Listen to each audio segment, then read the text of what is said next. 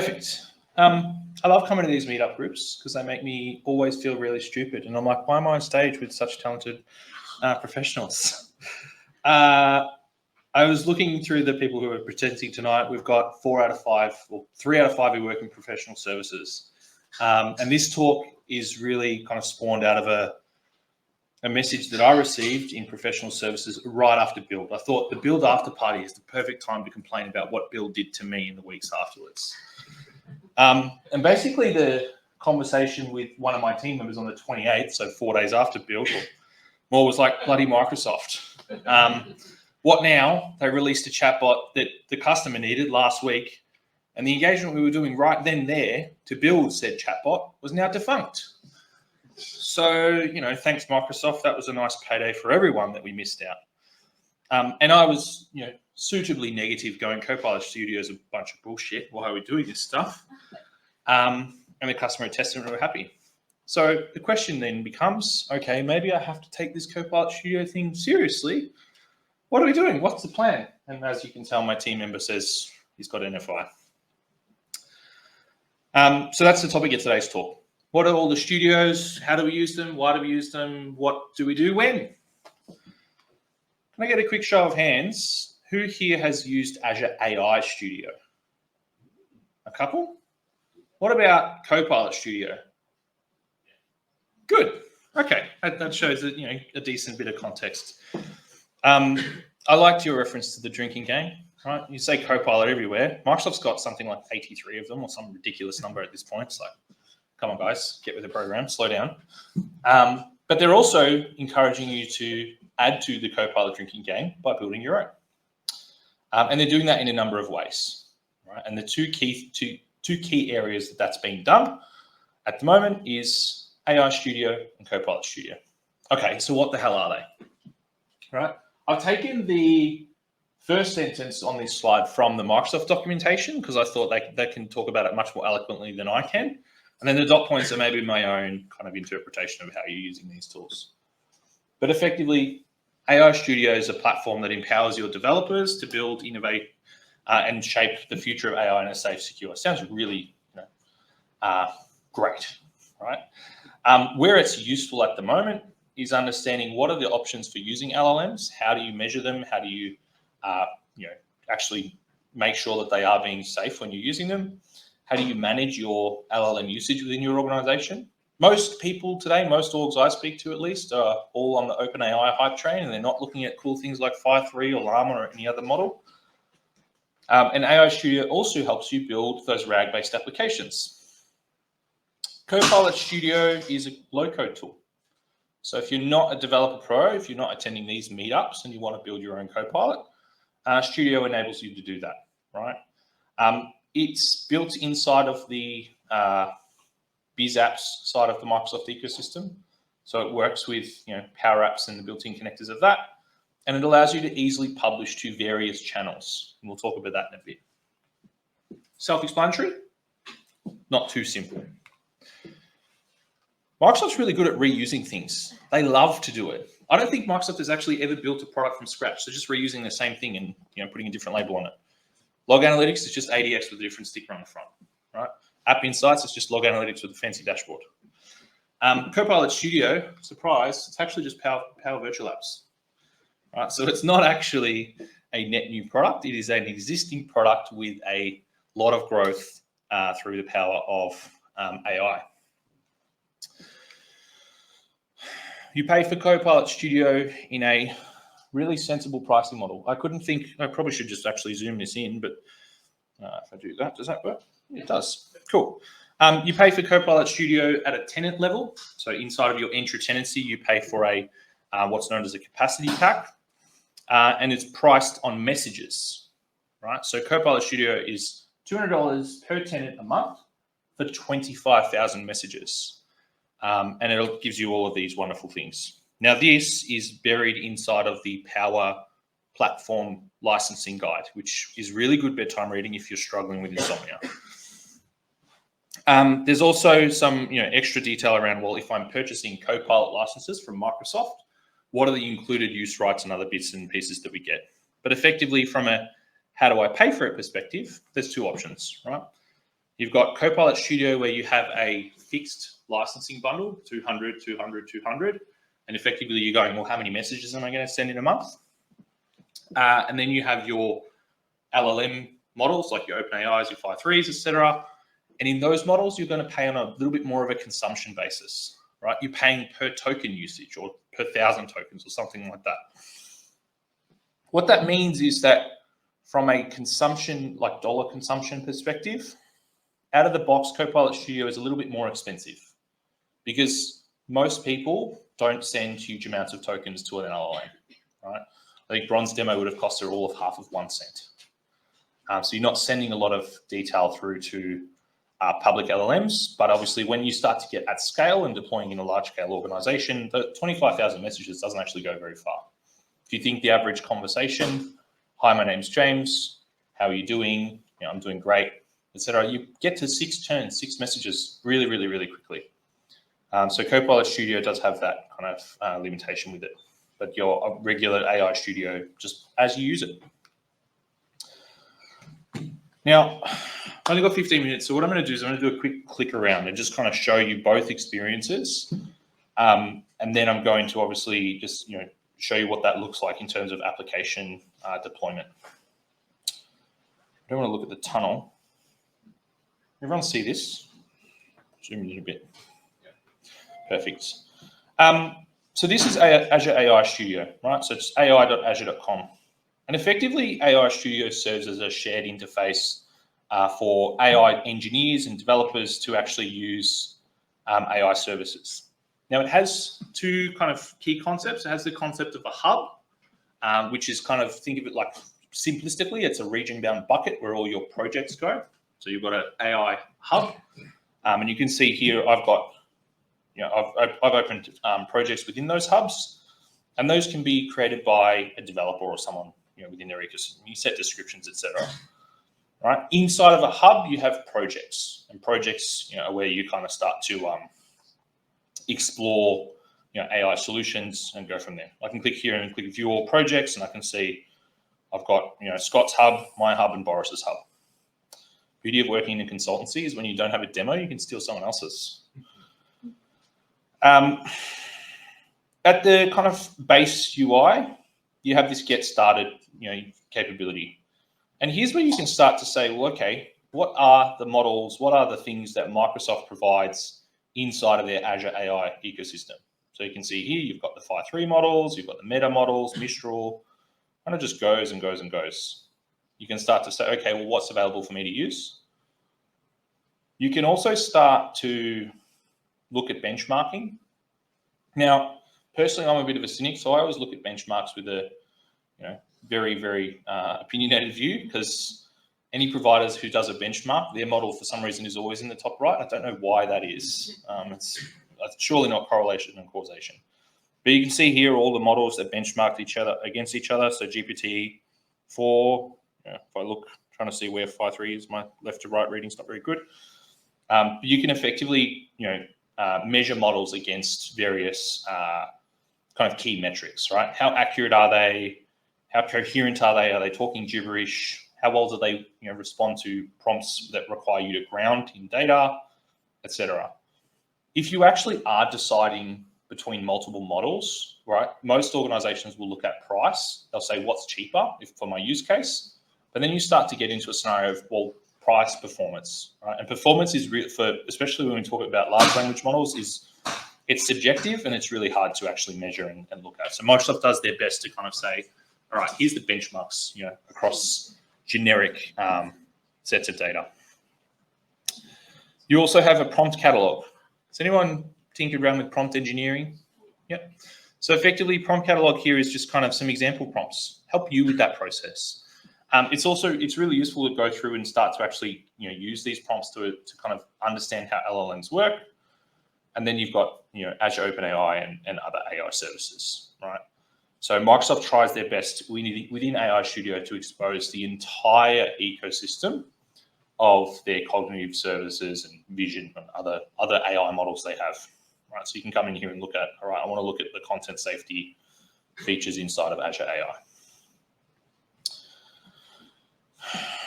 All right, when this loads again. back one. What I can do is I can then create projects within AI Studio. Right, so if I've created a project here, I've got my own one. It's called James AI Hub, and that gets created inside a subscription. Again, I still have the getting started detail, but now I start to get into other services.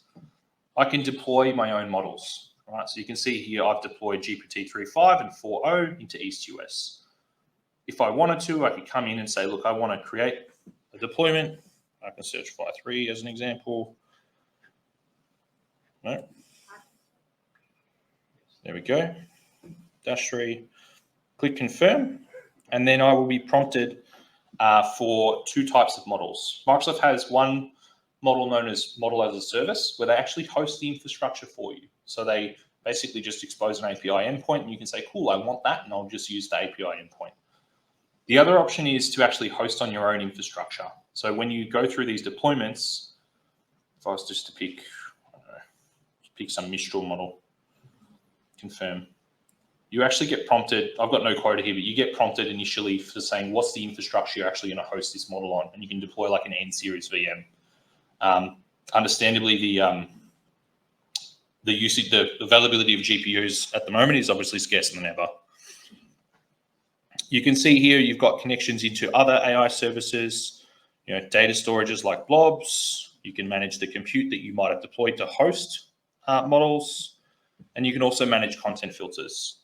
Sorry, I clicked the wrong thing. You can create a content filter around an AI service, so you can actually apply a filter globally to the LLM to say, look, I want to prevent violent or misogynistic or nasty language. The areas that most people use Azure AI Studio is this chat playground, right? This is really nifty because it actually allows you to start to explore the LLM experience. So I want to build an app. I want to build a RAG app, and I want to do it using GPT 4.0. You have a really simplistic playground where you can start to understand the key concepts that actually apply to a RAG application. So you can see here that I've got a system message. I can add my own data, and I can modify this. So this one, the system message is, you're an AI system that helps people find information. I could say, you're an AI that helps people, right, as an example. Write me a web app code. Just click. Then I should be able to, if I click save on all this, have it write me some code. As you can see here, I've run out of my preview tokens. If I move back to 3.5, I shouldn't have that problem. But effectively what you can do inside of this ecosystem is start to experiment, right? So this is where you might take your, there you go, so it's asking for more details. This is where you might start to kind of mess with those prompts. So you're taking things from the prompt catalog and messing within that and kind of adding, moving values. What you can also do is you can go into prompt flow and look for projects within that and kind of use prompt flow to kind of categorically measure how prompts are performing or evaluate those. Most importantly, you have this deploy to web app button, right? Now this is really nifty because you can click deploy, right? So you can muck around in the chat playground here, tinker around, and then you can hit this deploy to web app button, and ta-da, it will just magically appear in your Azure resource group. Now it does take 10 minutes, and I'm not going to make you sit here and watch a progress bar. So what I've done is I've pulled open one in another window. All right, so effectively what we end up here with is kind of just a generic Azure App Service with a deployed solution. Now, my biggest gripe with this is that, and this is with Microsoft as a whole, is every single time they speak to a customer about an LLM solution, they go, here's this fancy Python demo. And it's great because it works and it works quickly. It's not so great because, Python operationally for a lot of orgs, so if they're a .NET org and they're like, hey, here's this Python demo and they're going to deploy it in prod, it's like, how do I support that thing? So, it's good in AI Studio to actually deploy really quickly. And you can see here, there's a link obviously to the actual Git repo that is deployed.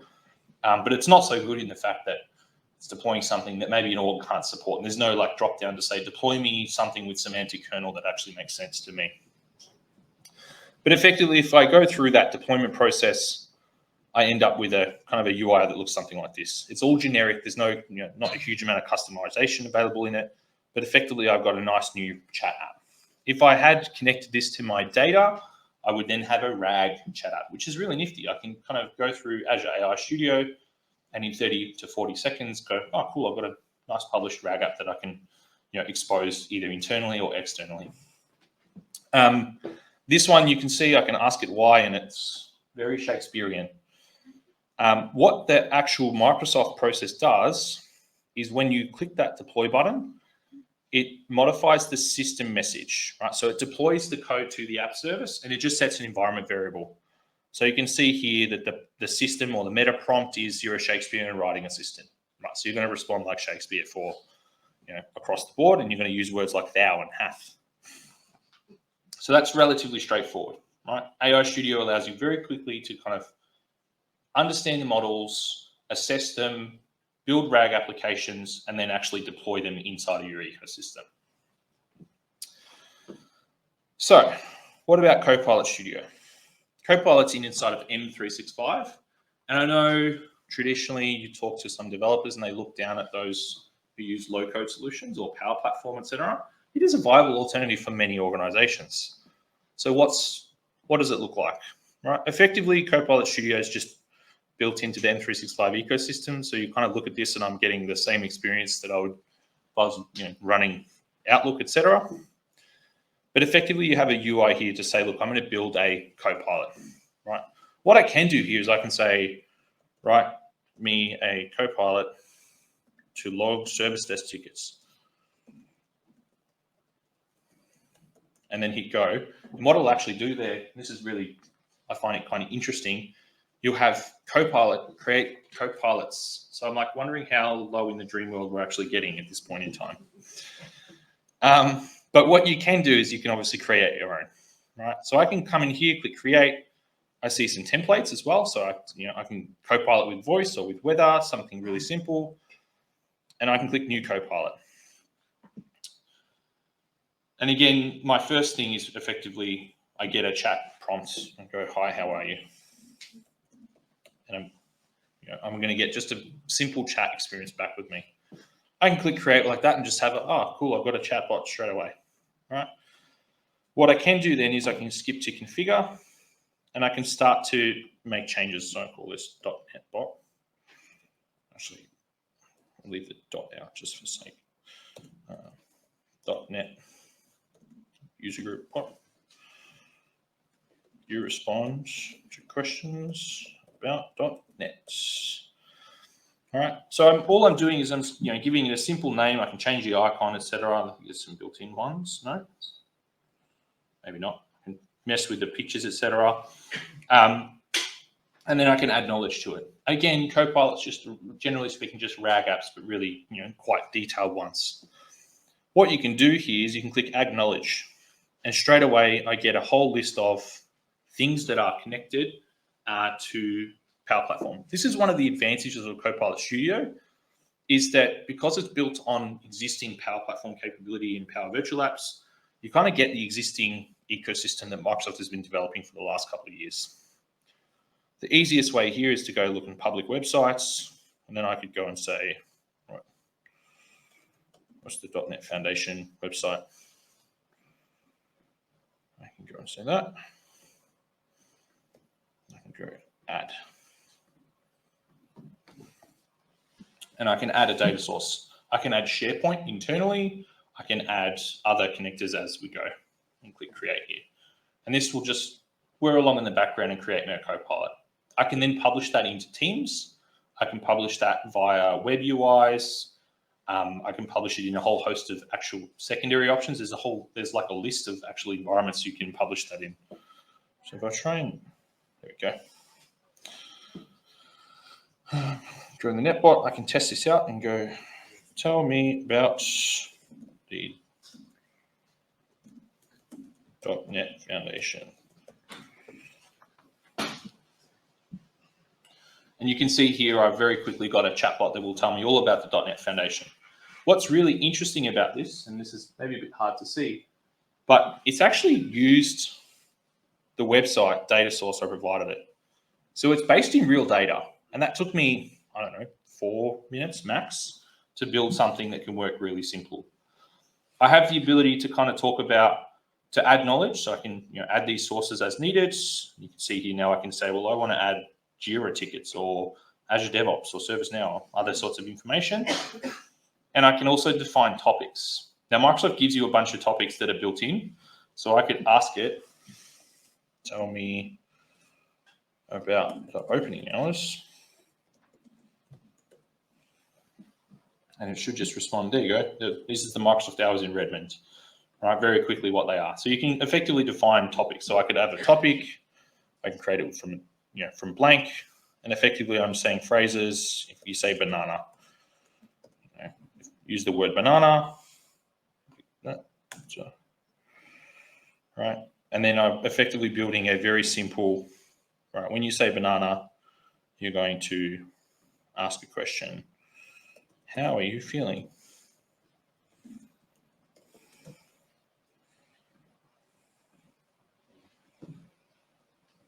Let's see if this works. Nothing better than live demos. No? Okay. But effectively what you can do is you can start, I'm missing options here, that's why. What you can start to do is obviously work through the, these topics and how they work within that, right? You can see here my topic is failing, that's what's not working. I could add options and good and sad.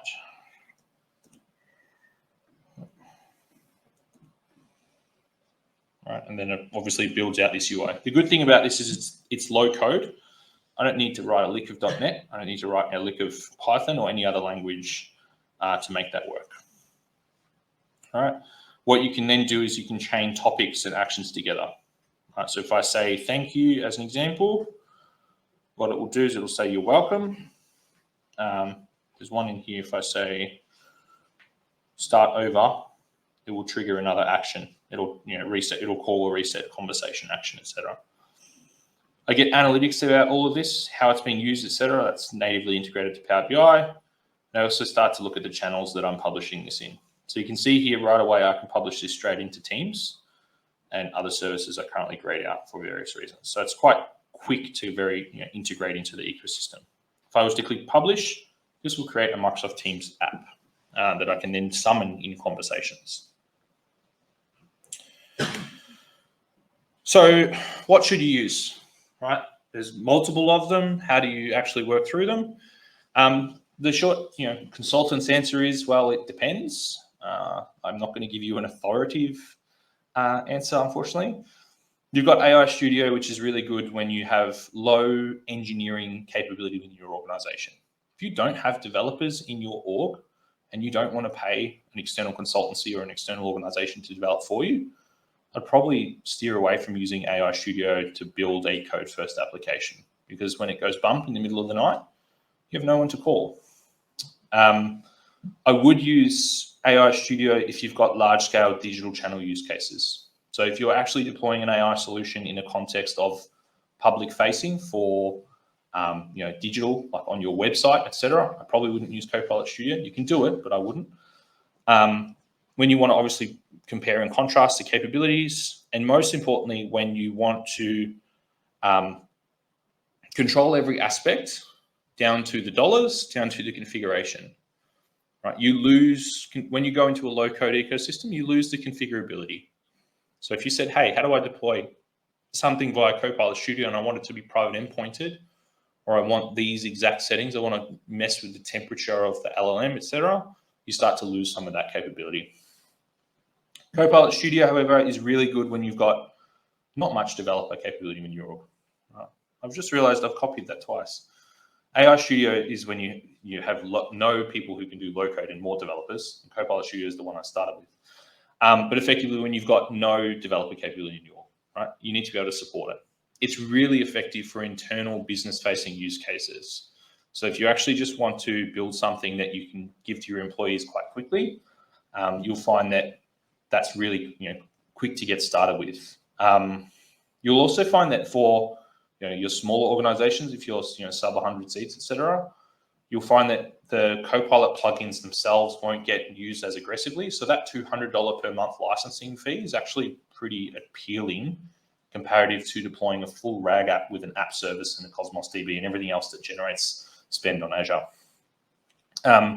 So it's really appealing to have that simplistic cost model. And if you're obviously happy to use off-the-shelf models, Copilot Studio is really good as well, where you don't really want that amount of customization.